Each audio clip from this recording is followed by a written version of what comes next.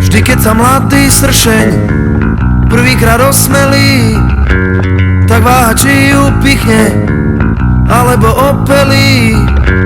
Potom sa tisnú k sebe jak rozsah lúpeňu, preruší ranné zore tú ich obľúbenú.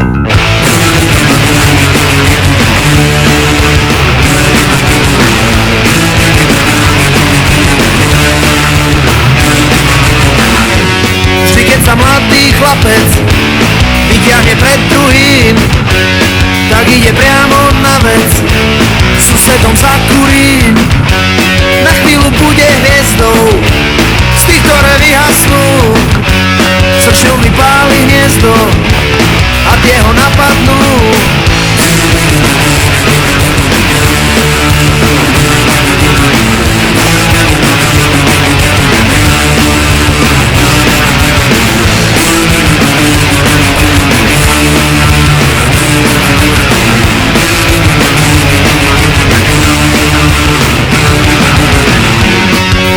Dopodaný, domov sa doplazí a okom opuchnutým pozerá cez slzy.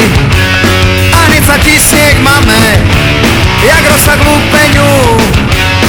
Ona mu zapsúčala jeho obľúbenú.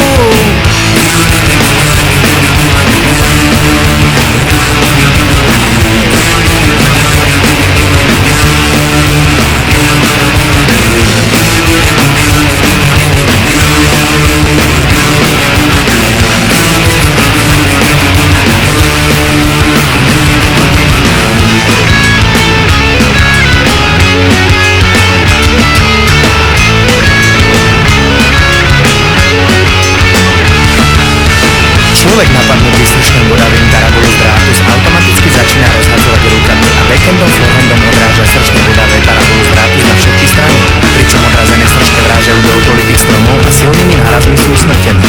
Tie, čo nevrazia do stromu, prežijú s dolámanými nohami a krídlami a v mnohých prípadoch sa do hniezda už nikdy nevrátia. Zranený sršeň bodavý tarabulu z drátu, z ktorý sa dostane späť do hniezda, sa musí postaviť do radu, pretože sršne majú iba jednu kráľovnu a zranených sršňov do hniezda denne prilieta veľmi veľa.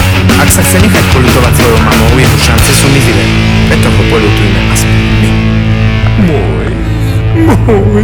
Môj.